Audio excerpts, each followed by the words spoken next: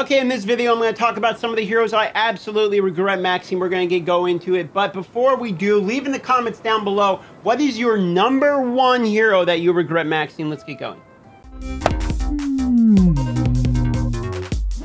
In this video, I'm going to be talking about heroes that I regret maxing out. Heroes that if I could do it again, I would be taking my resources back and redoing them. Now, first and foremost on this list is going to be some legendaries. There's going to be some epics, and I'll even try to mention some elites if I can get through the whole list. However, I'm not saying all these heroes on this list are completely useless. I'm just saying for me, they have not been as useful as I would like them to be. And I want to start right off the bat with Balbureth. Unfortunately, Balbureth is at a point in the game where I don't feel like he fits anything. He is a red DPSer that has a revival mechanic that resets the cooldowns of his active abilities when he gets revived, but it only heals him 50%, 80% yes if you have the Ascension. Even then, it doesn't really matter. The majority of his moves, if you look, are just DPS-based moves, and his ultimate will reset if you kill somebody. Again, it's not enough to actually matter. His second move does 90% damage to all enemies, plus 45% extra damage to the main, and this attack deals bonus damage if they're under a negative effect.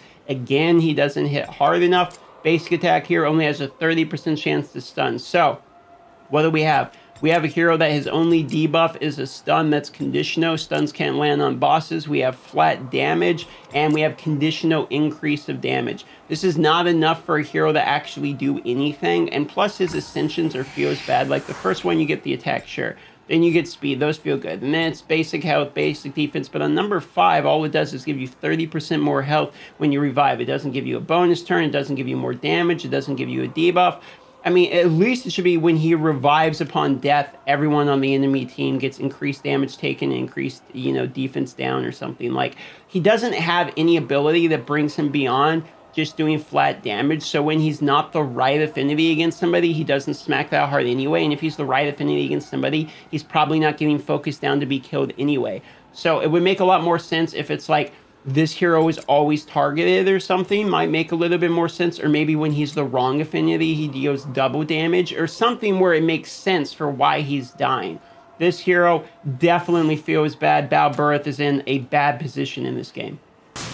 Okay, the next one is kind of optional. You can actually use Gujar if you remove his ultimate and just have him where he constantly basic attacks. But for me, I fully maxed out Gujar really early, glyphs and all. And it was a big regret for me because unfortunately, the Santis Gangello duo is significantly better than having Gujar in there anyway. So I'm not really impressed with him because the passive from Santis is just better. Now, if you look here, he has a 20% chance of counteracting with resistance down up to 30% when ascended, which I have him, which gives resistance down and unhealable, which is good, but it's very unreliable. Whereas somebody like a Kobe has a significantly more reliable stat down. And plus, on top of this, resistance and unhealable down are good things, but a 30% chance, and they have to be affected by poison first, so it's not like it's not like you apply the poison and then you're guaranteed to get it down. It's like you have a 30% chance to apply the poison, and then because of that, you have a 30% chance of counterattacking here with an additional resistance down unhealable. And they call it a counterattack, but really what it is like a jump-in attack. It's not really a counterattack. Like, if somebody else applies poison or you apply poison, you're going to try to apply resistance down and unhealable when they apply poison as well. So the wording's a little clunky. The detonating the poisons can be all right, and you can one-pop some bosses, but detonating the poisons means you have to have enough poisons in order to one-pop them in order for this to work. This works better when paired with Zitlin, who's once again kind of the opposite affinity. I've never really been able to get this guy to work great. His A2 is all right, which applies the poison, 50% chance of splash damage to enemies plus poison for 2 turns. This one would be better if it's like it's an AoE poison with 50% chance of placing another poison on the main hero or something. Basically what I'm saying is when it comes to raw poisons, Santis is better. And detonating the poisons doesn't always work because like on things like Gemini, you need them to take his turn and then die on their turn. So unfortunately, Gujar for me has just been somebody where while it seems like it might work, and I'm sure you could get him to do a really fast speedrun team with like a Zitlin plus Gujar popping poisons or something, it just in reality, he's not really as good as you might think he would be. And trying to get him to fit in with the poisons is just harder than getting the other epics. This is going to be kind of weird, but I feel like Nicholas is like almost a waste of time. I've tried building Nicholas several times, and every time I've tried building him, it just doesn't really work the way you think it should. Like this ability here where you basically distribute your attack to the beginning is only really for the opening volley. Like you have to sit here and use your ultimate ability in order to buff all your other people's attack, and then somebody else on your team has to do something. Now, the only way I've been able to get this guy to actually do something that matters is pairing him with Imogen, where she attacks based upon somebody else's attack, and then he's, the speed +1, so he's faster, right? And because of that, Imogen's able to go sort of first, and then you put her in the Rebel stun set where it stuns somebody because of the damage she does, and then she's assisting off of Nicholas's first attack. It's the only way I've been able to get Sir Nicholas to do anything. So it's like number 3 on this list is actually Sir Nicholas for me. And it feels terrible because I feel like this guy should actually do something. Like, this is a good move. At the start of the battle, you get speed +1, okay? And at the start of every round, when you ascend him, it gets the speed of the fastest ally plus Ribo. But this is just so you can get the ultimate off to give everyone the bonus attack from his move, because basically you go first, use your ultimate ability, everyone gets bonus attack, then you do your other moves. But it makes even less sense now that the defense down plus rage or a combo doesn't work in Arena. So unfortunately, I feel like Sir Nick is just kind of garbage. I mean, he's not complete garbage, but he's not like good.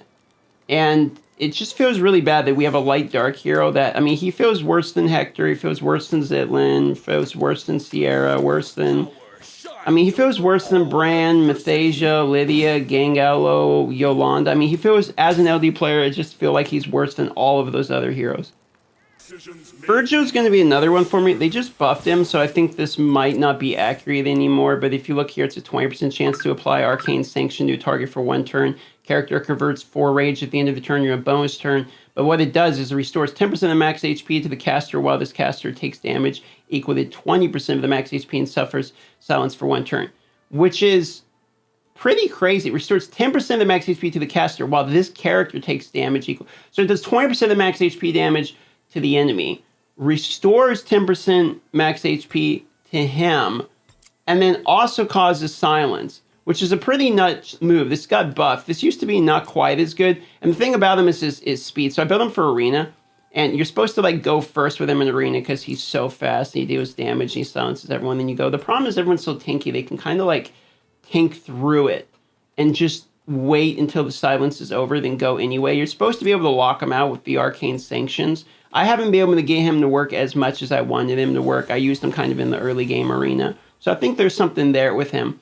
But other than trying to go first to silence, I haven't been terribly impressed with him. You can see here, there's bonus damage to the people if they are silenced, but the silence itself is only for 1 turn. So it doesn't really make sense. You kind of have to have the silence happening from the passive in order to get the bonus damage from the A2. And the basic attack here is actually quite good because it removes one of their positive effects and grants a rage. But then you have to stack rage to get the bonus turns, because at the convert 4 rage at the end of their turn to get a bonus turn. So the only thing that you can really use them for is PvP, and I feel like Arena PvP is so competitive at the moment and so tanky that I don't really know if he's the right hero. Though with the 20% max HP damage, a little bit of a change, I think maybe he might be better than he used to be. So this could be changed. But these are the heroes. I wanted to show you the ones that I kind of regretted or have worked a little bit on. Didn't like. It's definitely Gujar for sure. Sir Nick just feels really bad. Or Nicholas here just feels really bad as a hero. Balbirth is absolute the biggest garbage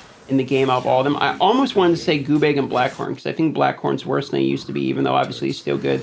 And then Goobeg here, I think Goobeg can potentially be, unless you have him 5-star ascended all the way, he's an honorable mention of can be quite bad. Because I think you have to have all the glyphs, you got to finish all the glyphs on him. Obviously, you got to have all the abilities and all that. And then you got to have really, really good gear. Like, you have to have insanely fast curse gear, is what I think, in order to get him to be fast enough to get all the bonus turns, plus have that bonus attack in where you can potentially ignore the target's defense and grant more speed, etc. So those are going to be the heroes that I want to mention for this video that I'm kind of wishy-washy on, not feeling 100% heroes that I regret maxing out. Let me know in the comments down below, who is your #1 hero you regret maxing out?